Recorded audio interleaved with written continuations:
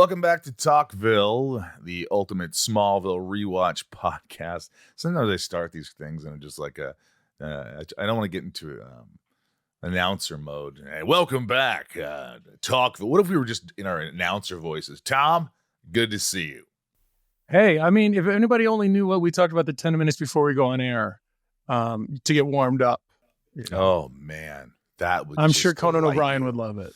Yeah. I could walk you through some improv warm-ups. You guys would love that. Rubber baby buggy bumpers. Yes, and? Yeah. Little, hey, Fred Schneider, how you doing? What's that? I mean, we could... I won't... Yes, and? We can. We shouldn't go there. Improv yes, warm-ups? And? Yeah. I haven't done improv yes, warm-ups and? for a while. Yeah. Yes, and? Yes, and? Yes, and? We are trucking along here. I can't believe this is season 5, episode 13. Listen, if you're enjoying this like we are, that sounded like so enthusiastic, but please join Patreon and support the podcast. Patreon.com/Talkville. If you want this to keep going, it's up to you. It's like when you vote. It's like your vote counts. And you should vote. Also, it's a joy. We really enjoy this. And if you didn't get a chance to call into our hotline and leave a question for this episode, make sure you do it for future episodes. All that info and more is down in the show's description. And I want to give a shout out to Bryce, our producer, who now has 3 kids, 2 twins. And it's a lot for him and his wife, Logan. Thoughts and prayers.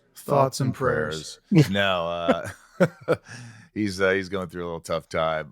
It's parenting. I can't even imagine. Taking care of a dog is enough for me. Waking up and wiping my ass is enough. Hello. Yeah, it's not for you. No, it might not be for me. It might not be for me. I don't think it is for me. Let's get into this. We got a lot to talk about, but I'm not going to blow my load here and tell you what I think. But Tom, your movie is out. It's called Mafia Wars. Mafia Wars. I was going to say Mob Wars. Mafia Wars. A lot of cool stuff to talk about. So Mafia Wars, you could see that anywhere or where? You don't know. I think so. Look it up, folks. I don't think it's in the theaters, but I think you can find it. Yeah. It's one of those. And I like it. Yeah, I'm sure it's great. I can't wait to see it. I got a new a series. It hasn't come out yet, but it's an audio series. It's really amazing. It's a 10-part series, and I play the lead voice of this character, Nathan Heller. It's called True Noir, and they're going to do a press release on it, and it's dope. It's got a bunch of big actors, and it kind of is it black and white like noir? Is that it's all audio, so you're going to hear a beautiful score and characters coming in and out of this world, and it's based a lot on things that happen, actual events. My character is not he's fictitious, but the rest of the characters around him and the stories are real, and it's dark and it's cool, and I haven't done anything like this, so that's pretty dope. So that's coming out. I got to go to New York Comic-Con to do a panel for that. So that I was like, all right, this is cool. And it all happened last minute. It's amazing. I read on a Wednesday, and the next thing you know, I was recording on the following week. Everybody else passed, and then it was like, I guess it was. But I'll tell you something, 300 pages of narration and also the character. So it's like, so I have to act, but I also have to be the narrator. It's crazy. And it's really, the director, Robert, sent me some stuff, and it was dope. So True Noir, keep your ears out for that one. How, out of curiosity, how long does something like that take? Like, is it you go in and you get as much done as you can in 5 hours? Or is it like, the sessions are 4 hours each, and it will probably end up being 7 sessions. Nice. So close to 30 hours of recording. Talking. But pretty cool stuff. Also, the Fart Book, hey, The Talented Farter, comes out October 22nd. Please pre-order it now on Amazon. It's great. Tom's got one. All my friends are posting about it. You'll love it. It's a sound book. It was right there. Somebody must have your kids run are off reading with that Fart Book. They're taking advantage of the Fart Book.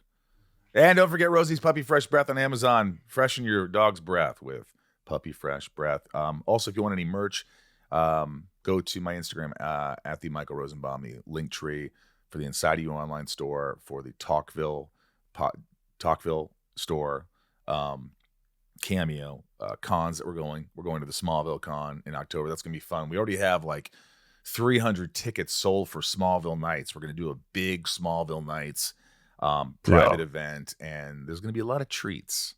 I won't mention those treats, but it's going to be fun. They're always worth it. Yeah, it's going to be great. So get your tickets to the Smallville. Ryan's going to be in New Jersey with us. I am. Yeah, so I'm very excited about that. That will be great. Ryan, did you get your ticket to Smallville Nights? They're selling out fast. Yeah, We're Ryan, going to have to hurry. cap it at some point. Buy a ticket to Smallville Nights. I should get that free. But yeah, we got to take care of his hotel and That's fine. flight, so I got to book that soon. I'm going to go have a night on the town in Parsippany. That's what I'll do. We all are. I thought you're going to hang out with us. I'm getting there. Why don't you go with me? I'm going to get there Thursday night late, and then we'll have Friday, Saturday, and leave Sunday night. Great. Well, he was going to take the Greyhound and sleep in Central Park. Yeah. Well, it's comfortable there. Is that a Paul Simon lyric? Is that what that is? No. It sounds like one. It should be. Doesn't it? Sleeping in Central Park. I'm taking the Greyhound and sleeping in Central Park. It sounds like a thing. Home, where I wanna tell you home. Do you guys want to hear some other lyrics I've written down? Yes. Right after this. Without further ado, let's get into Season 5, Episode 13, Vengeance. Title Vengeance aired February 2nd, 2006. Director Gino Schwartz. Love. Writer Al Seption, and Turi Meyer. First episode they've done. Guest star Denise Quinones as Andrea Rojas. Quinones as Andrea Rojas. Douglas Arthurs as Snake. Gerald Wong as Ono. And let's do the synopsis. Here we go. Clark finds common ground with a masked vigilante, who is protecting Metropolis against collateral damage caused by Lionel Luthor as he struggles to balance his rage with the morals instilled by his father. His father, who's no longer with us. I'll tell you something, though. There's some really great moments. I'm just really glad that Gino directed this. Because he had the heart. You have to have at least one episode. Otherwise, people go, what the hell? But you need an episode of him sort of mourning and then kind of sizzle it out where, he's able to live with it. You can't but that's part of the tension is everyone's like, you got to let it out. And in the end of the episode, if you watch it, beautiful. There's a release there. And I think it's earned. I think you're supposed to be frustrated too. Just like it made me cry. After losing his handyman father, Clark is struggling to fix things around the farm. This, combined with his professor trying to kill him, has led Clark to drop out of college for the semester. Martha stops by to share her plans of heading into Metropolis to drop off Jonathan's flannels at a homeless shelter. Which seemed a little soon, didn't it? Well, let me tell you this. When you lose someone, it's probably healthy to just get stuff out so you're not like looking at it every day. She probably wanted, she can't look at this. There's no way she's going to be able to get her shit together. Yeah, I just don't think they made it clear how much time had passed. Yeah, maybe they should have said it's been weeks or it's been months, and I need to do this. Yeah, I think they briefly touched on it. I think Clark was like, "What?" And she's like, "I can't do it anymore." Yeah, okay. I think that was the extent. That of it. works. That works. That was the extent of it. That works. That night in Metropolis, we see Martha going to donate and being accosted by leather jacket wearing thugs. That was scary. In a bit of an overreaction, they decide to slit her throat, but before Clark can lose both his parents, the bad guys are stopped by a masked vigilante who escapes before being caught. To me, didn't this seem like we went straight to Gotham? Yeah. Like it got so aggressive, so fast. Like dark. Rusty blades cutting people's throats underneath the train tracks. What are they doing? Yeah, it was cool, but man, it was different. Lana stops by late night to see her ex, who is upset about being dumped and daddyless. BetterHelp.com/talkville. Bryce, good one. She tries getting him to open up and notices that he is in the angry stage of grieving and tries relating to losing her parents. They get interrupted by Martha, who shares that somebody saved me, but also stole Jonathan's watch. Yeah. Clark meets with the only person who can find this masked Avenger, Chloe Sullivan. Of course. Dum-ba-dum. He learns that Chloe is geeking out over the vigilante, dubbing her the Angel of Vengeance. As Clark leaves, he runs into a glasses-wearing intern, Andrea Rojas. What I really liked about sort of this setup was you got the sense that Chloe was leading Clark a little bit, like wanting him to be like, to think about what it would be to vigilante. And I remember playing these scenes being like not listening to that at all and not playing into right. And I think it really worked because she's kind of like, Clark, don't you think? And he's like, I don't know what you're talking about. And it was a fun tension. Yeah, I like that. Back in Smallville, Lex Luthor heads to the Talon in search for Lana. He tries to apologize sober this time while also getting intel on Clark's well-being. This was strange. Yeah. Back in the Daily Planet, the Angel of Vengeance stops by to try strong-arming Chloe into dropping her investigation. Clark attempts to stop her, but gets thrown across the room before she escapes. Ooh, we got somebody that could compete with old Clark. A little stupid. You know, I will say, just going back real quick to that Lex scene, what I saw in your performance in this episode, Michael, is you seem very comfortable. And I don't mean lazy or tired. I mean just in your own skin. You didn't seem like you were rushing or like too intense. You were really listening, and it carried out through the whole episode. Really? Yeah, and maybe that's Janelle and you. And I don't know. Because that scene when you go into the talent, you're kind of got your tail between your legs. You know what I mean? But you still played it. You weren't just like, I'm so sorry. Or yeah, I just kind of just played it like, hey, this is what happened. I'm sober now. Yeah. Hey, forgive me. You know, I don't want to. Chloe is adamant about finding her true identity, and Clark is interested in finding out who attacked his mother. So they hatch a plan to stage muggings throughout Metropolis to lure the Angel of Vengeance. This is ridiculous. After some Scorsese-like direction from Clark, Chloe is able to give a performance worthy of drawing out the vigilante. When she arrives, Clark engages in a super fight that reveals her identity, Andrea Rojas. Mm-hmm. Yeah, did she look like an Andrea Rojas? I mean, yeah. Okay. Yeah. She was Andrea Rojas? Okay. I don't know. She was? All right. Yeah. I remember I had, in the first take in the alleyway with the ski mask, I had made this artistic choice to have it on like sideways on purpose. And it was like action, and I jumped in and it was sideways because like I was trying to pretend like and Clark Janelle was wasn't like, good at this. you're the mask. Janelle just like within a second, he goes, Tom, what the hell? What are you doing? Your mask is all messed up. He had this little voice, this accent. I don't remember where he's from. France. I want to meet Juno because you guys talk very fondly about him, and it's very he's fun. so great. He was a wonderful Michael, please. Talkville is brought to you by Policy Genius. You know, Ryan, everybody should have insurance, life insurance. Mm-hmm. It's so important when you have a family and God forbid something happens to you. You don't want them. You don't want them dealing with it. I was just telling my father, it's like, I hate to talk about this, but please have everything lined up. Because I'm going to be grieving, and the last thing I want to do is go, oh, you know, what do I do? If you have life insurance, you're taking care of those that you love, so they don't have to deal with it. Mm-hmm. It's a real, and Policy Genius is pretty amazing. They compare quotes from America's top insurers side by side for free, no hidden fees. Their licensed support team helps you get what you need fast so you can get on with your life. Pretty amazing. Life insurance is a form of financial planning, and Policy Genius is the country's leading online insurance marketplace. Even if you already have life insurance through work, it may not protect all your family's needs or follow you if you leave the job. Join thousands of happy Policy Genius customers who left 5-star reviews on Google and Trustpilot. You know, 41% of people don't have the life insurance coverage they need, and Policy Genius makes finding and buying life insurance a breeze. Look, we put a lot into the time we spend with our loved ones. Extend that care, comfort, and peace of mind to what happens when you're gone. With Policy Genius, you can find life insurance policies that start at just $292 per year for $1 million of coverage. Some options are 100% online and let you avoid unnecessary medical exams. With Policy Genius, you can find life insurance policies that start at just $292 per year for $1 million of coverage. Some options are 100% online and let you avoid unnecessary medical exams. Save time and money on providing a financial safety net for your family. Head to policygenius.com or click the link in the description to get your free life insurance quotes and see how much you could save. That's policygenius.com. He's still alive? I think he is. He is alive. I hope he's so. old. Yeah. He was great. But he's old. He's got to be 85. You know, gotta Schwartz. be 20 years ago. He never talked about his age. I go, how old are you? He goes, Michael, we don't talk about that. Would he be able to jump on a riverside one day?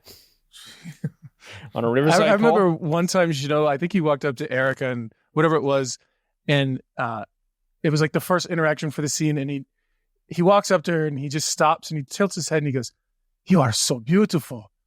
I just had to get that out of the way." So anyway, in the scene, jeez. And I was like, that's great. You guys got to remember that he was about 5'1". Yeah. And a little man with glasses and white hair and just always smiling and happy. And everybody loved him. And I loved when he was stressed out because it was just funny. He was like, "Oh, you have to get rid of Michael, please. We have to get the scene." But he was over in Luthor Corp. Lionel is casually admiring his weaponry. So casual. Lex stops by to confront his father, who is staging a coup to take back his company after his son's failed political campaign is threatening stability within it. Now, we always joke around about Lionel touching other actors, you touching other actors, getting close. And I love the fact that you grabbed his hand and you're like, not this time. Yeah. They talk around each other with metaphors to historical wars, as they are wont to do, as they prepare to battle for control. Yeah. Still at night, Clark confronts Andrea atop the Metropolis skyline next to an aptly placed super sign. He learns that she received a heart transplant from another freak of the week that turned her super. She explains her mission for protecting the people of Metropolis, and Clark explains his mission of getting the watch back. So they decide to team up against the 13th Street Gang. I was distracted by the scene because I really liked the way my hair was. It was good. Like I really did. I was like, that's a good look right there. What was the purpose of this episode?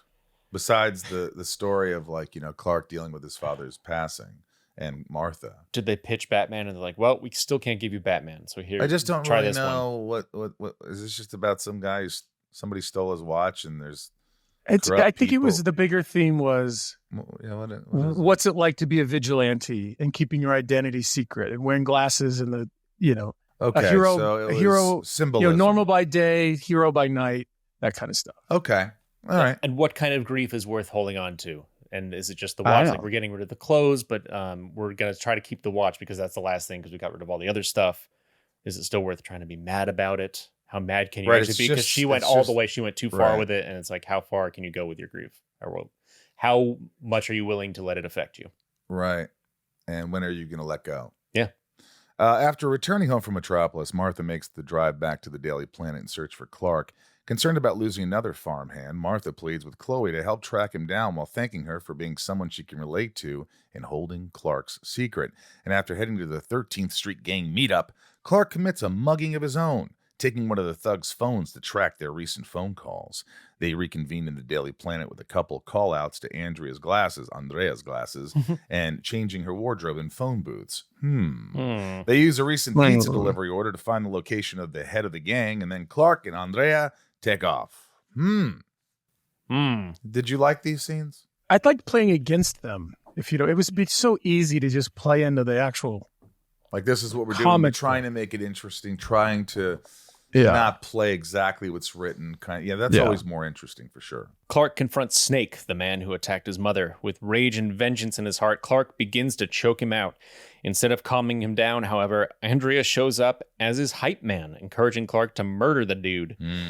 Her overzealous reaction makes Clark stop, so Andrea whips out kryptonite to dismantle Clark and then guts Snake like a fish. Yeah, that was kind of like, oh man, that was brutal. And you can see Clark didn't want to kill this guy. It's like, what are you doing? Yeah. I'm telling you, we're in suicide slums here, guys. Yeah. It's crazy. I mean, it's 13th Street, she took care of business.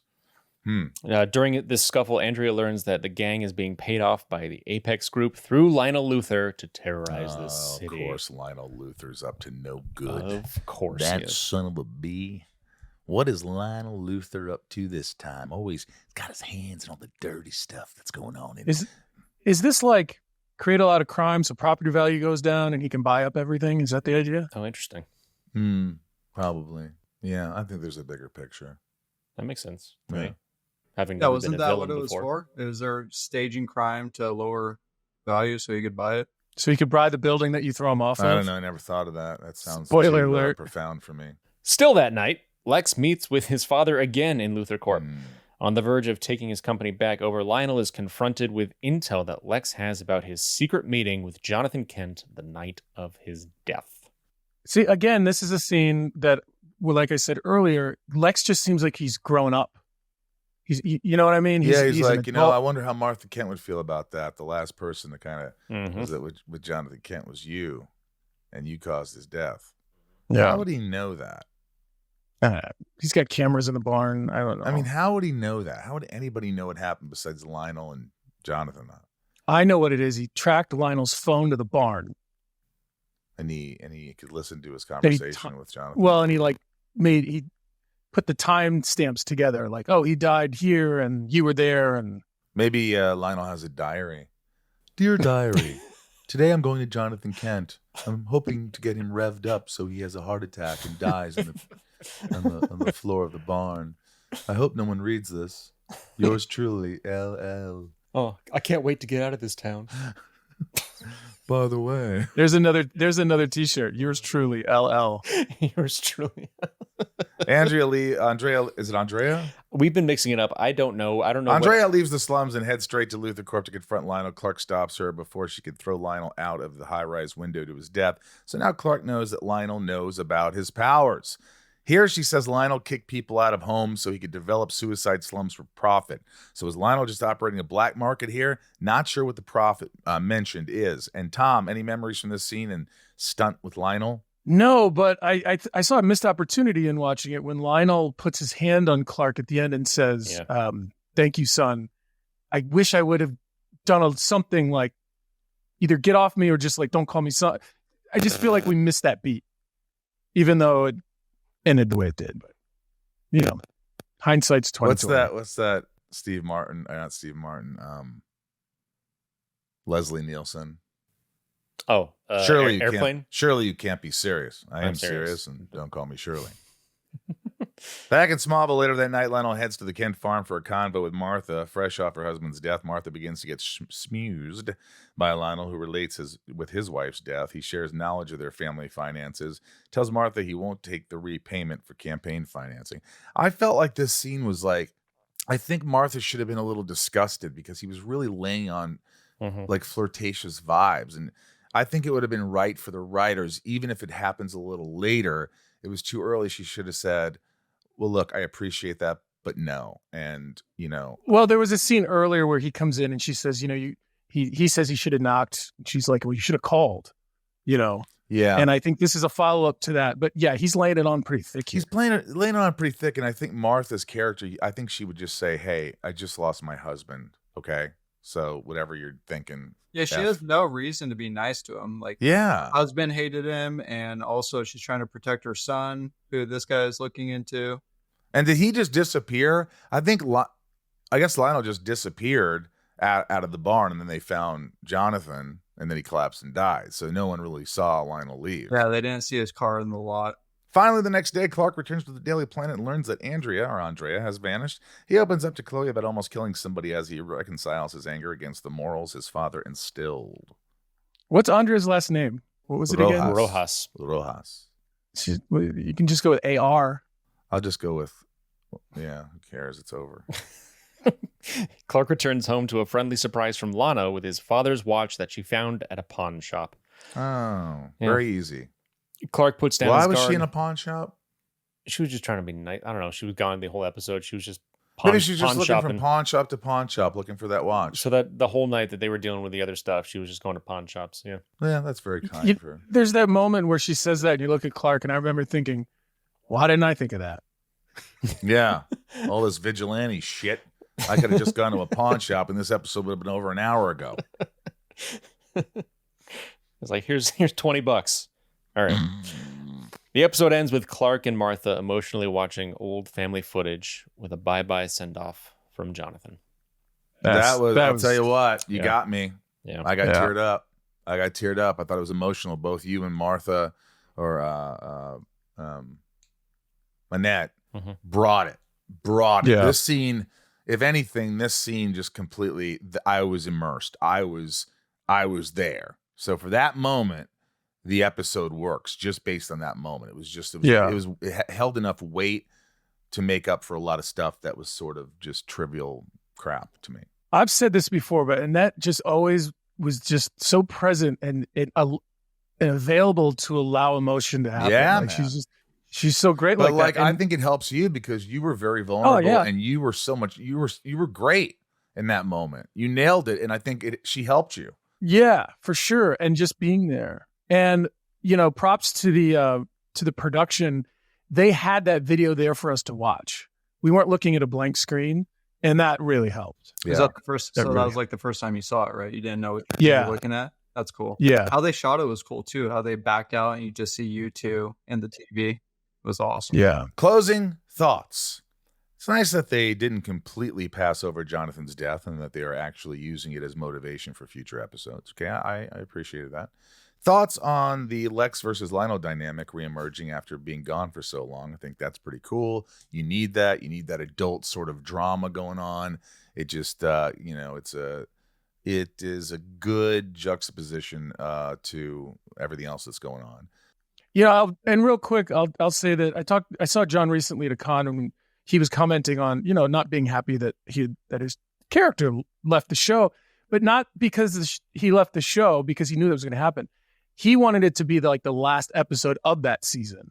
Yeah. That's what he wanted, because he then missed out on a bunch of paychecks, really. Yeah. For the rest of the season. Cool seeing super person with bad intentions make Clark realize who he should be. Interesting things of note. The episode was sponsored by AccuView brand contact lenses and featured a reveal the Real You sweepstakes during the episode's initial run. Again, whoever won that contest, please call in. Bryce, how do you find that shit? Google. Thank you. When Clark unmasks Andrea and she steps out of the steam, Danny Elfman's Batman score is playing.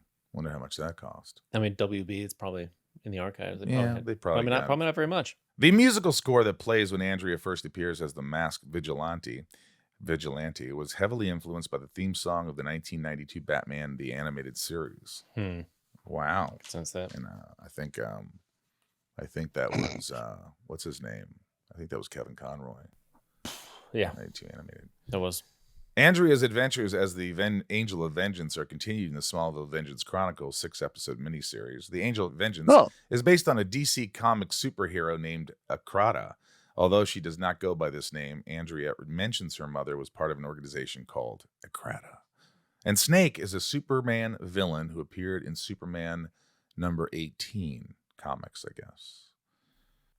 Talkville is brought to you by AG1. We talk about AG1 all the time, but folks, if you're looking to get into a healthy routine in your life, if you want to start and you don't know where to start, I'm telling you, start with AG1.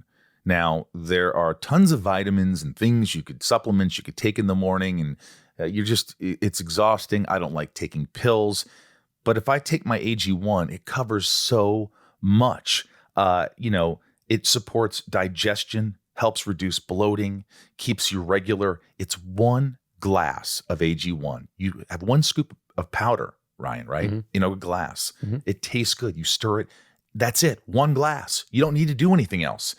I mean, they've got everything in this that you need for your day, to start your day. I've got energy and clarity. Tom talks about this all the time. He loves it. We do it every day. I gave you some. Yeah. And how do you like it? It helps. It does everything it says. AG1 helps me build a healthy morning routine in just 60 seconds. It actually takes me less time, Ryan, to just put powder in a drink and with water and stir it, and it tastes good. And anyway, I can get my daily dose of vitamins, minerals, pre and probiotics. And let me tell you, pre and probiotics are so important. And I never knew this. But when I take them, all of a sudden, I don't have the urges or feel uncomfortable when I go out that I got to use the bathroom. It's changed my life. They have adaptogens and so much more in this little glass of water with powder in it. And that's what why I've been drinking AG1 all these years. Yeah, it's kind of like self-care, isn't it? It is. And I think people, if they start this routine with this stuff, they're going to notice a difference. I immediately notice a difference after drinking this. And now when I don't take it, I notice a difference in my energy. Yeah, I don't even need coffee with AG1. Really? You don't even have coffee? You just have AG1? Yeah. See, this is what I'm talking about, folks. So start with AG1 and notice the difference for yourself. It's a great first step to investing in your health, and that's why we've been a proud partner for so long. Try AG1 and get a free bottle of vitamin D3, K2, and 5 free AG1 travel packs with your first purchase at drinkag1.com/Talkville. That's a $48 value for free if you go to drinkag1.com/Talkville. Check it out. Now it's time for the hotline. Talkville. Let's get it going with the hotline. We're going to start out with patron privilege, patreon.com/talkville. Here's Mary. Why you bugging? Boom, boom. Here we go, Mary. Nice shirt. She's got a Pete shirt on. It says, damn. Who's that? Hey, guys. It's your patron, Mary, here from Buffalo, calling about Season 5, Episode 13, Vengeance. I just had a question regarding the watch that Martha gave to Clark. If you look at the zoom-in shot, there was the time of 3:08 on there, and I was just wondering, is there any significance to that? Was it an Easter egg? Always interested in those kind of things. Keep being awesome, guys. Thanks. I bet Bryce looked that up on some numerology website. I don't think it has anything to do with anything. I couldn't find that. It's a random number. Look up the Bible verse, John 3:08. Let's see what comes up. No, let's not. Here's Jennifer. Right off the tractor. Hey, this is Jennifer Lee, or Flirtatious Bee from Patreon. And I had a question for episode 13, Vengeance. Now, this was a very emotionally charged episode dealing with a very heavy emotional subject. So I just had a question for both Tom and Michael. Have you ever had a character that taught you a lesson that you could translate to real life? All right, thank you, guys. Walter White. No, I'm kidding. A character. I mean, there's been some great TV out there, or movie characters that when you watch adversity they go through and how they deal with it, it helps you, or the way they handle things makes you think and so you're influenced by it. Sure. I can't name any specifics, Tom. Well, I was going to, specifically to this show, I was going to say playing Red Clark kind of gave me some insight into myself because, really like, what would it be if you really didn't care about anything that happens or any consequences? And also, like, honestly, Brad Pitt's character in Once Upon a Time in Hollywood, the way he did that and the way he kind of stood up for himself against all the bullshit that was kind of around him, I thought that was cool. Yeah. Robert. We got Robert. Our lovely patrons. I love hearing from our patrons. They always have some really good insight. Hi, my name is Robert from New Jersey. My question is for Michael, Tom, and Ryan. My father, before he passed away, he and I used to watch every episode of Smallville together. In episode 13 of season 5, Vengeance, that final moment when we see Clark break down in Martha's arms, my father had just lost his father a few months prior, and he stopped watching the show because of how much that moment affected seeing Johnson there for that last moment, especially since my dad was a big fan of going back to Dukes of Hazzard days. So my question is, has there ever been a piece of media you guys have ever seen, a movie, TV show, or book that affected you so much that you were unable to finish it later? Thanks, guys, and keep up the good work. I think now people Titanic. love that show Succession. I'm sure it's a wonderful show. I saw one or two episodes, and it was intense and great acting and all that. And I'm not saying I stopped watching because it was bad. I stopped watching because there was so much dysfunction. And I've had so much dysfunction that I just was like, I get it. They're all bad people and I get it. I don't need to watch this. It's only going to get worse with their dysfunction. And I don't want to see people like this. I don't want, it leaves me a bad feeling. So I just decided not to watch anymore. I ended up watching that whole series, but I did it I took a lot of breaks because it took a lot of energy to watch it. Yes. There was so much going on. Exactly. And yeah. Yeah, I agree. This is anybody for you, Ryan? The only one I can think of is because it was just such a heavy subject I couldn't keep watching on my own was like I May Destroy You. It was very well reviewed and it was like a very critically acclaimed show, but it was heavy. Heavy. I had to stop watching. Yeah. What else? I can't watch anything now that has kidnapped kids or hurt children. Oh God, I can't. I just that stuff. Instantly off now. Although I'm watching one now. It's called the Asunta Case Files or whatever. And it's about it's great. It's a 6-part series. I'm in episode 5 now. It's really good, but it's weird. Okay, here we go. Dan. Hey guys, this is Dan from McHenry, Illinois. Tom, I have to give you a massive shout out for your performance this episode. The level of anger, and then finally that last scene where you're tired of being angry and you're just willing to let the hurt out about losing Jonathan. Well, Clark is, you know what I mean by me saying that. I'm 29 years old, and at the time of this recording, I've unfortunately lost pretty much that many people and been to that many funerals in my life. So as someone who's had his fair share of grief, I don't think any actor has ever portrayed grief on screen better than you, Mr. Welling. Oh. Massive shout out to you, bud. You're killing it, man. Keep it up. Proud of you. I love it. I mean, wow. Thank you. That means a lot. Well deserved. I appreciate that. By the way, if you look at Tom's video, there's a Smallville light next to him. If anyone wants to send me one of those, that'd be great. This is, I think, the only one in existence. I'd love to put it right there in front of the Smallville statue and have. Yeah, a fan handed that to me at a con. Aaron Ashmore. Aaron. Hey, this is Aaron from Georgia. In this episode, we learned that Clark has dropped out of college. And really, over the course of the show, he never goes back. And so I just wonder, was it ever discussed having him go back to college in the writing room?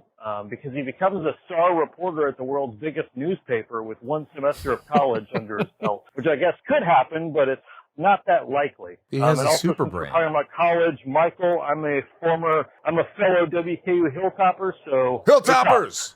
Big Red, baby, Big Red, WKU.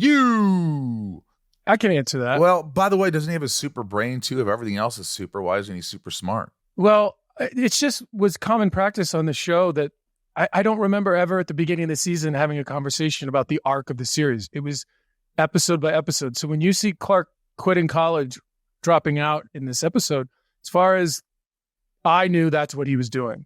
Olivia. I like the name Olivia. It's a nice name. Olivia, have a good question. Hey guys, Olivia in Murfreesboro, Tennessee again. Murfreesboro. For Tom, it moved me in so many ways, even after all these years. When I was a teenager, when this first aired, Jonathan Kent was kind of like a surrogate dad for me because as a teenager, I was very estranged from my father. So his death hit me hard, and Tom, you just did such a good job capturing those emotions, not only for the character, but for those of us who felt the loss watching on the show. Well done. All I can say. Thanks, guys. A lot of kudos for Tom today. Well deserved. No, thank you. You know what? Just pass him right on to Annette. Yeah. I mean that respectfully, but thank you. Slayed it. Here's Paige. Hey, Tom, Michael, and Ryan. This is Paige from Indiana. Yes. I'm calling about the episode Vengeance. The one thing I didn't like about this episode was how Maya played the bumbling reporter. I know what they were trying to do, like they're trying to pay homage to Clark's future, but to me it feels like Clark is kind of taking Maya's idea instead because it hasn't happened yet. What do you guys think? I didn't think that at all. But again, I didn't get it. I don't know. I just thought she dropped her papers. But I just didn't. Looking I back, just didn't I see care. it. I Yeah. really didn't care. But people cared. I'm sure. Ryan looks like he sort of cared. Tom cared. I don't know. She had to work somewhere, and like just out of convenience. I don't think it landed on me because she drops the files and we help her, but then from there she's so confident she doesn't bumble around anywhere ever again. No. Yeah. So I think I just kind of missed that a little bit, but I do appreciate you calling and asking the question. I love it when people say what I didn't like about the episode. Hey guys, Scott from Bangor, Maine. Why the hell is Martha in a dark alley donating stuff in Metropolis at night? Yeah, Again, true. I'll suspend disbelief apparently. And after Chloe and Clark get attacked on the Daily Planet, they act like nothing even happened. How is that possible? Keep up the great work, guys. Scott, you and I need to hang out. I like your attitude, man. Scott, I mean, yes, it was completely ridiculous. Hey, let's go at 2 a.m. to the darkest, filthiest alley to donate clothes. Why don't you wake up, have some coffee and a donut and go? And also, it seems like the whole episode takes place in one evening. I think it does, yeah. It would have been better if Martha was sort of distraught and doing things because she didn't care and played that angle. Then that would have worked. But anyway, we won't go there. Susan, these are texts. Are the scenes on top of buildings actually filmed on a building or a separate set? If it's the former, what goes on into executing something like that? Usually it's on a building, isn't it? No. Later on, we built a set when we were doing like the red, blue, blur stuff, which we'll get into. Red, blue, blur. And we had rooftops so we could shoot up. And I really like that because you're more in the environment. But this scene in particular was inside on a stage. Tom, say red, blue, blur 5 times fast. No. Ryan. No. Red, blue, blur, red, blue, blur, red, blue, blur, red, blue, blur. Red. It's hard. Say toy boat 5 times fast. Toy boat, toy boat, toy boat, toy boat, toy boat, toy boat. Can you do it? No, probably not. Kate says, be honest. Did you tear up in the ending scene? I did. Ryan? Honest. If you didn't, don't act like you got a heart. It was emotional. I did not tear up though. Tom, did you cry it yourself? Yeah, I was watching it late last night and it got me. It got me. Think of a time recently when you didn't feel like you could be your full self, like you were hiding behind a mask. October is the season for wearing masks and costumes, but some of us feel like we wear a mask and hide more often than we want to, at work, in social settings, around our family. Therapy can help you learn to accept all parts of yourself so you can take off the mask, because masks should be for Halloween fun, not for our emotions. Therapy is helpful for learning positive coping skills and how to set boundaries. It empowers you to be the best version of yourself. It isn't just for those who experience major trauma. It's for everyone. If you're thinking of starting therapy, give BetterHelp a try. It's entirely online, designed to be convenient, flexible, and suited to your schedule. Just fill out a brief questionnaire to get matched with a licensed therapist and switch therapist anytime for no additional charge. And I think a lot of people are afraid to use it because they're like, what if I don't like my therapist? It's going to be weird. It's not. You could change your therapist like that. Visit BetterHelp.com/talkville today to get 10% off your first month. That's BetterHelp, HELP.com/talkville. Rosenbaum rating system. We'll go to Welling first on this one. Some great moments, but I think overall I'm going to give it a 1 rose.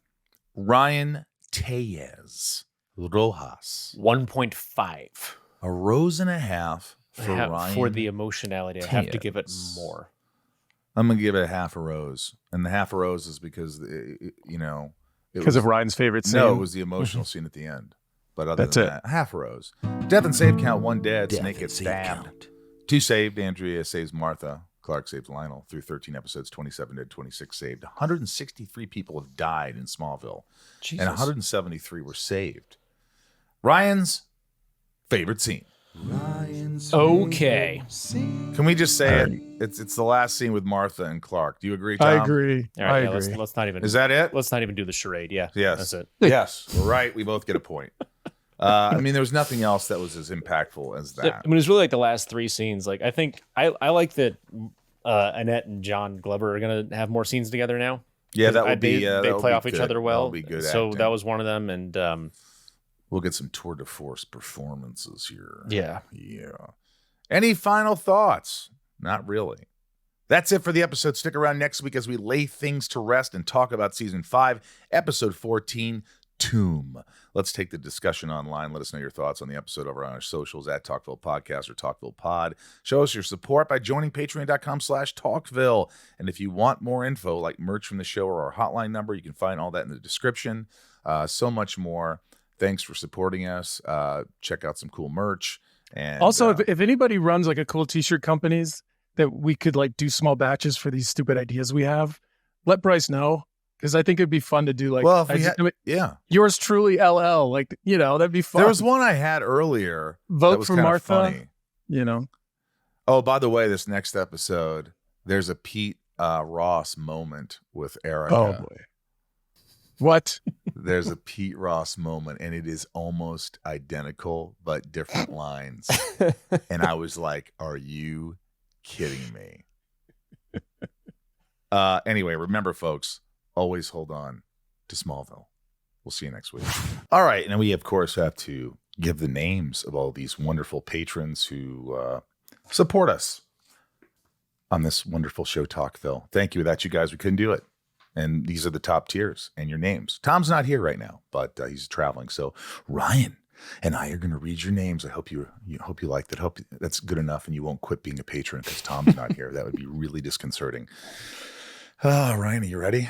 Yeah, that'd be rough. But Patreon.com/Talkville. Here we go. Leanne P, Raj C, Santiago M, ThomasTomTurner, Shane W, Sophie M, BetsyD, Abhi P, Rae H, KarenApple M, 99 more, Leilani N, Brett G, always hold on to Smallville, Estevan G, Charlie T, Garrett W, Bob K, Kyle H, Tom N, Jason W, Osama A, Lana rhymes with banana W, Nancy D, Brian G, YVR Grips? Yes. YVR Grips. Amanda R, Teddy127, Michael P, Ryan R, Jordan M, Randy B, Craig G, Jor-El. Heather and Greg. I may talk to say butts. Brian H. Brian. I haven't seen Brian in a while. Or Eric K. Kristen B, Jeff and Nan Weber. What's up, Jeff and Nan? Darth Achilles Finky early is on time. Miss Clark Kent. Damn, who's that? Who's that? Jeanette E, Deadvid, General Zod, Theodore Jam and J, Doug R, Carlos C, Tommy Z, Boston 68, Ken the Limerick Guy, Corey L, Mr. Home Arcade, Claire M, D Brown, KarenApple M, Jules M, Eldon Supremo, Leslie V, Brian P, McBurts, Ginger Moose, Christoph S, Michelle M, Amanda Lynn. Oh no. L for Lynn. Amanda Lynn, Jessica B, Michael Knight Rider. Michael Caine doesn't blink. I want to try that. Michael Caine. Michael Caine doesn't blank. Michael Caine doesn't blank. A ruby the size of a tangerine. Sebastian F, Wolfie, Matthew and Lincoln B, Briar, Charlene A, Marion Louise L, CGO, Cindy C, Nikki L, Shannon Fofanen, Tina E, Matt Mav, Rick, Jen T, Randy S, Cassie B, Brad A, Felicia R, Danny Mo Mirabal, J.S., Mary K, Rachel D, Stephen 8, Danger. When you're rich, you aren't crazy, you're eccentric. Rosenbaum, Fan, Sammy, Sharman, Carrie Ann, the Alexander Castle, Daryl E, Jenny B76, Anna B, Monica T, Jeffrey K, Pip Kenobi, Katya C, previously on Smallville, Keith B, Kookie K, the patron saint of Smallville, Libertaria, Danny Z from Cleveland, Biagio C, Cal L, 38, Felicia B, the Salty Ham, Murphy C, and David L. Madison H, Micah J, Kelowna A, Zeb R, The Wicked Stepdad, My Pups, Lex, Shelby, Kara, not Dahlia, Dr. JCA. That's Dr. JCA or JCA or JCA, or is it JCA? I think it's Dr. Jace EA. Dr. Jace EA. Why would he capitalize the EA? Because it's not an MD, it's an EA. I don't know. I don't know either. The phrase that pays, Dr. G and Dr. T, Kryptonite, Brandon C, Ned L, Flirt, HSB, Persix, Kurgan K, Naaman L.